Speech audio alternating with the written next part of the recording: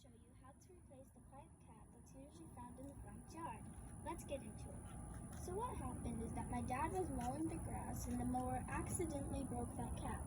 You can find the replacement cap at Home Depot or Lowe's. We found it at Home Depot. You can find it at both of those shops for under $5. The hard part is to get the broken cap out. In this video, we will show you 2 ways to make it get out. To take it out. Just before you start, clean or cut the grass around it. Now let's go to method 1. Get a wooden stick and put it inside the hole of the broken cap and turn it counterclockwise of the broken cap. If this works to get the part of the cap out that is stuck, you're good. Just keep turning it until it's completely out. If not, then go to method 2.